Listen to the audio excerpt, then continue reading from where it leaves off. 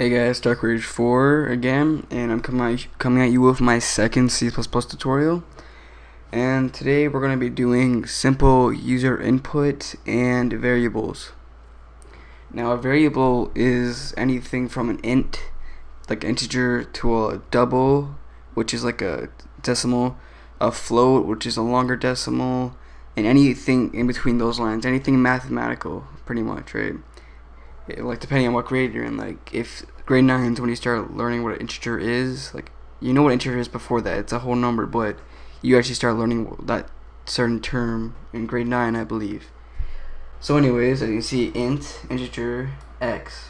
Alright, we're just to clarify that what it is. We don't have it equal to anything, so at the moment it is nothing, 0. Like in my last video, by the way, if you haven't watched my last video, my first tutorial, you should go watch that right now to learn the other commands. And anyways, like in my last tutorial, if you look in it, the cout command, choose a number, and then I didn't have this in my last video, although I think I might have explained it. Cin, which is input. Do some comments. Input. So, right, yes. Command and input. There we go. Then we got cin. We do the opposite arrows. This means output. This means input. And then x. Now the reason we don't have quotation marks around x is because it's an integer or a variable. Whenever you have a variable, you don't actually need to have quotation marks around it, because if you do, it will actually think that you want to write x. So instead of putting whatever the number x is, it's just going to write the letter x. So in here, this is saying we're using the letter x as a variable, as an integer up here. Then we display out, choose a number, and then command in, we're telling them to type in any number that they want. It could be negative, it could be positive, as long as it's a whole number, no decimals. And then we have a new command, system cls.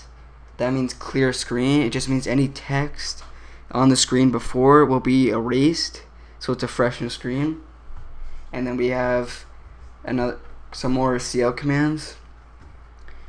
We have command out, the number you chose is, and then you notice what we actually have more, like it's all continued in one line. We have the command out arrows, x again, no quotation marks because it's a variable, and then again output, and then end L, which is the same, I think I mentioned in my last video as well, is the same as putting slash n as a new line. Just have a new line, it means end line, but it does the exact same thing. And then we have command out, x again, the variable, the two output arrows. So whatever number they wrote multiplied by 2 is, command out again, command out arrows again, x, so whatever they wrote, and then the star, or the asteroid, or whatever it's called, and the star or asteroid, whatever it's called, is the same thing as times. So multiplication, right? Multiply. That's what that means.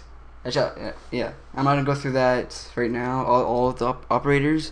I'll do that on my next tutorial, or my fourth tutorial. I'm gonna go with the operations. So addition, subtraction, division, and multiplication. So then I'm gonna continue, and then we have system pause, which is also in the last tutorial, which just freezes the system. And then of course the return, which like I said, you don't need it right now, but in future programming you will use it more often. So let's run that. F7 if you're using Visual C++ 2008, F5 to run it, and then it says choose a number. So I'm just gonna type, say, 291. Enter. The number you chose is 291. 291 multiplied by 2 is 582. Press any key to continue. Enter. And there you go. That is my second C++ tutorial. Hope you guys enjoy it. If you have any questions or concerns or whatever, leave a comment or send me a private message. Don't forget to rate and subscribe, and I'll see you guys in my next video.